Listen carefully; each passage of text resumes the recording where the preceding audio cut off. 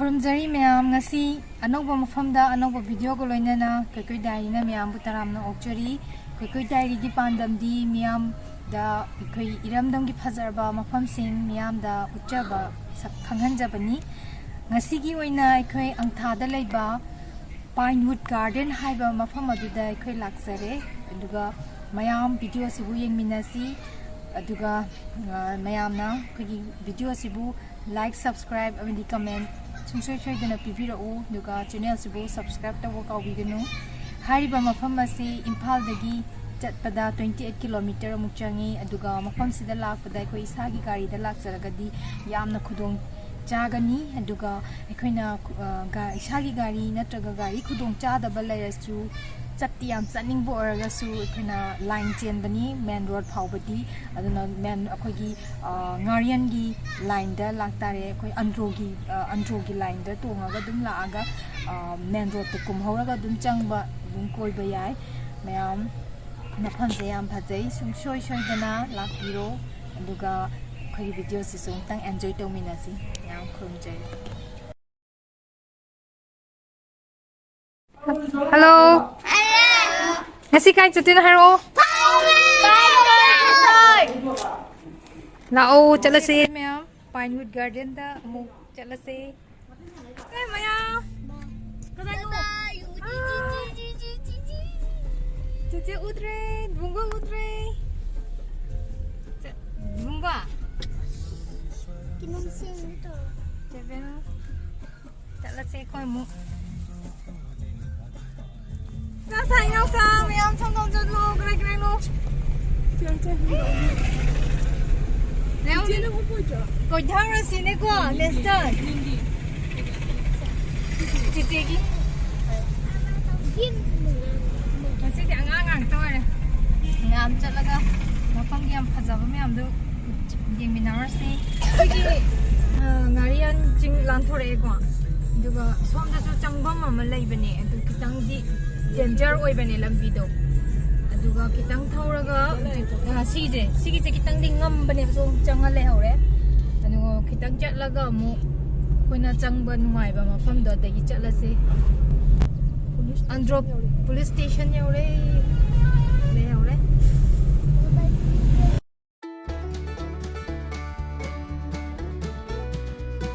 aduga ye oirom dana andro chatkrani adate kari chumi ko andro gi mai hawang do aduga yet lom sida khoi thongchal ani som dana andro ta doiba hojik som dana kitang lambi nuai tre Mane hai didi mama sakit betul Papa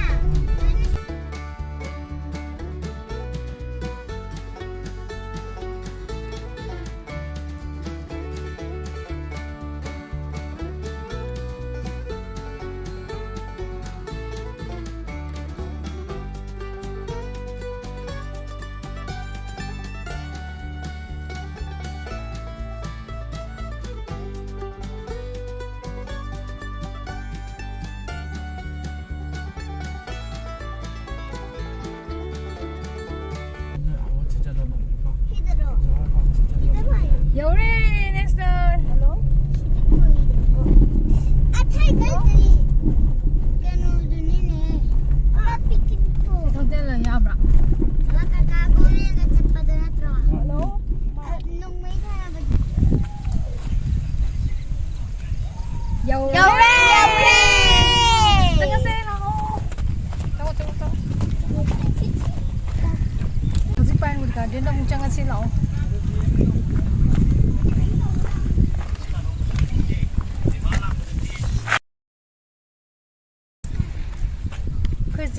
Pinewood Garden gi manung dani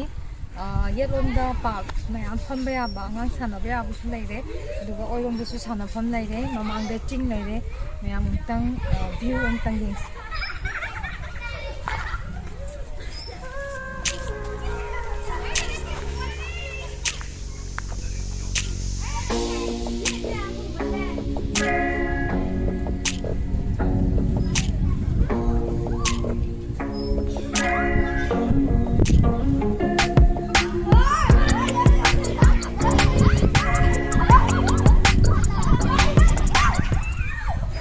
manungda amuk changaga nakna mungi ngorse pani phajaba myam mafam asigi makhada leiriba sanafam ani ase adum pangchau chawdrasu pae duga yamna plain oiba khoina angangsingna tubadasu kiningai oidaba mafam oi khoina pambi kharasu dum thabi eduna yamna khayakna dana sabagi adumba awabasu oide waragasu ugi makhongda pothaba yai swingju lei adoi khoina football pura laaga sida sanajaba adum yaba oi yamna nungaiba mafam sigi sanafamgi mafam sidadi thoina angangda sokpagi kiningai oide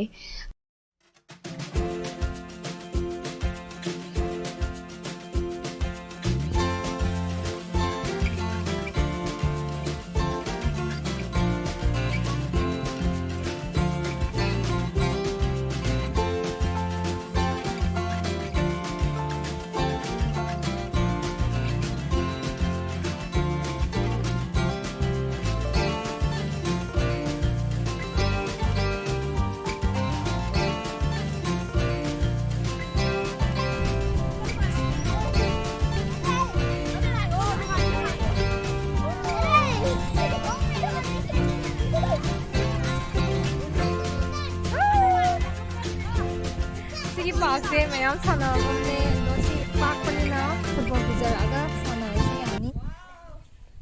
topa yengu kisi Pinewood Garden se koi picnic lakpagi chap chaba mafam ne mamdi koi picnic oina la asu yare na try hargana sida la aga thonga ka chajar asu yare family achauba singidi yamna best ne mamdi sida piriba hut singje yam chong chongna thamdi aduga leibam ju yam nungai tang yeng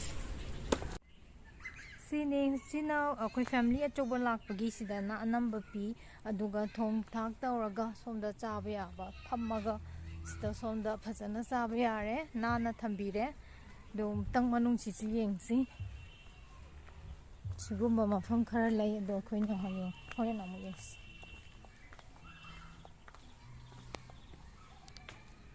sine sigi yam nungai bana ising ju lei banina khoina kanda chak thongbam lei aduga chak thong loraga khoi kon khara di phengdo atam tho pu bu yae sida piri sida lei ri ising se dugi yam nungai mafam ngasi bu de khoi outing na lae thengna ado mamang do so ko picnic cha thi yam nungai yeng sila sina khoi yumdagi thong thak pujara aga sida pham potharaga chaba yaba sina hut adumba hut ne sina dum chawna yam nana thamme sisu hek nakanda yamna phajaba ising apakpa malai aduga sida uriba chingse sigi mathakta yamna phajaba garden lei adu koina chatlaga asomna kanda phajaba view khar su lei adu som yongis koi jing koi chasi mathakta car se do garden yeng or sila oh chalo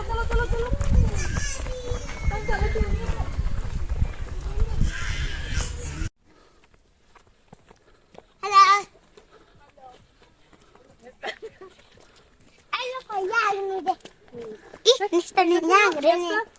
Что было? Не стану, не кема. Да, сайкромо.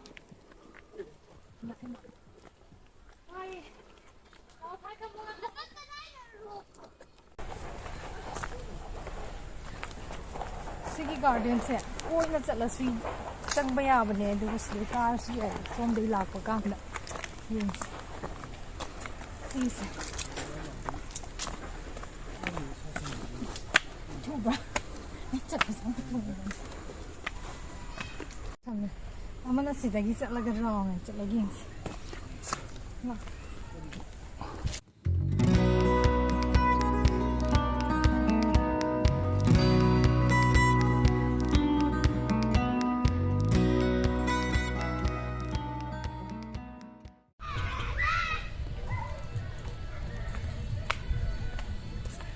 like na sa I koi ra lang ko mafam du ne lao so sina shortcut lambi do lagi sa direct lang ko lambi shortcut lambi do ne somdong cha sa lao garden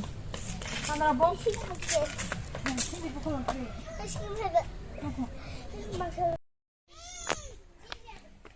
ko Hojik paki manungda changaga yengasi chingchigi mathaksida yam nana pambi singje design tawraga thamni yam phajai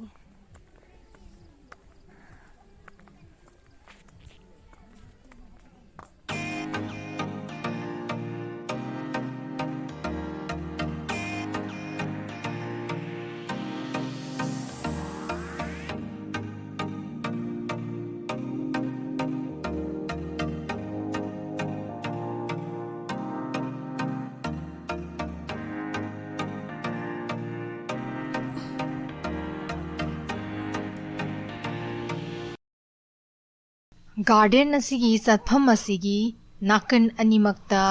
part ani thokna lei park asigi mafam ase yamna pai angangna chen chongduna sanabasu yai aduga mayam pothaduna phampham su lei yamna ingba nungaiba mafamni ekhoi chu dum nungaiki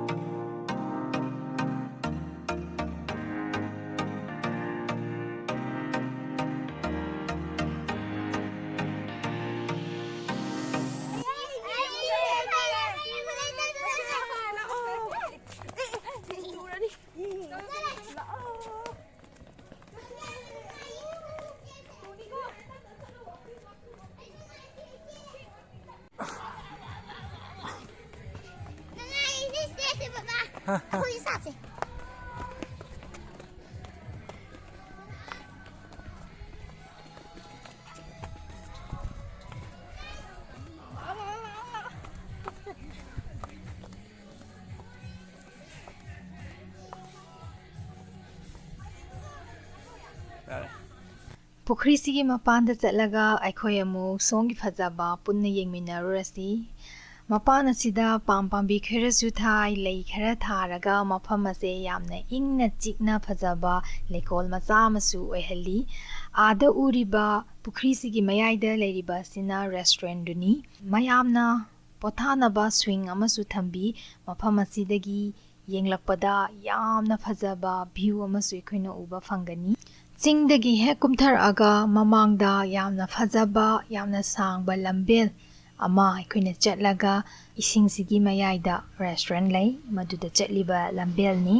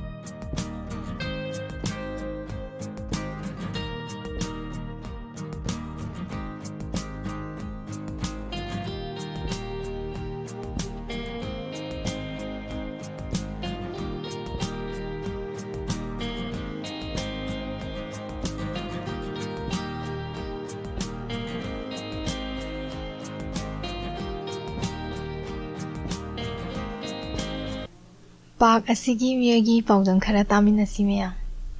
Lutong lamjoi kawe khoi sida khoi ahum mari ayuki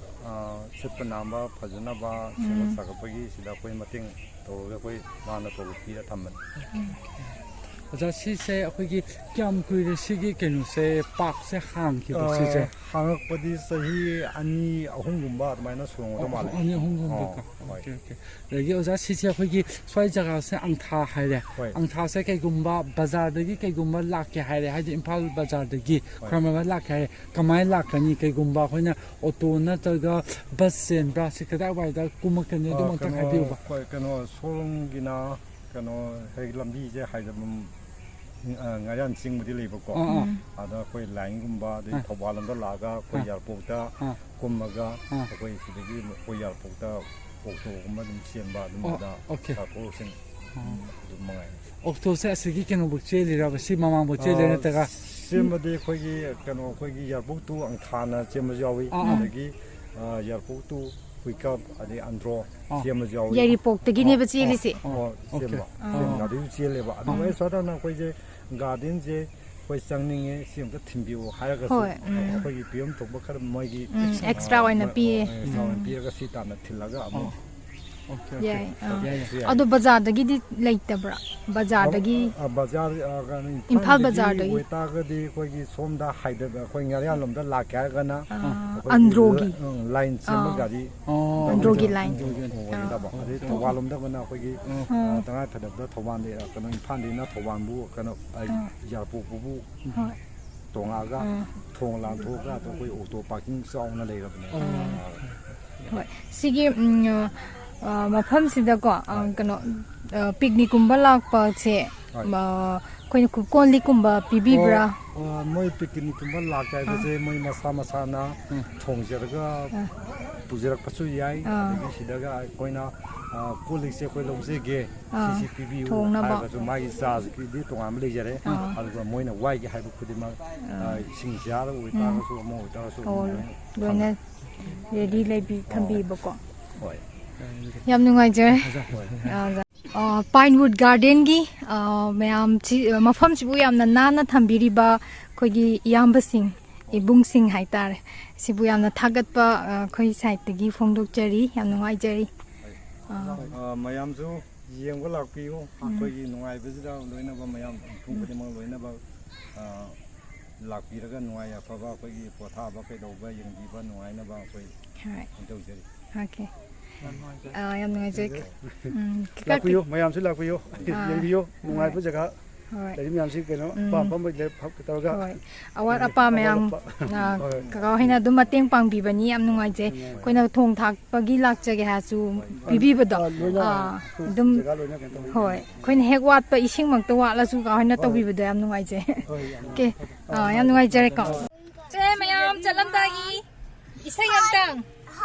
Konnichiwa, sayonara, hachikachiga, sayonara. next videoda another mafamda amuk thengnarase mayam ngasigidi saida khogi video se loisinjare mayam kainanaba ya thangjari kramjare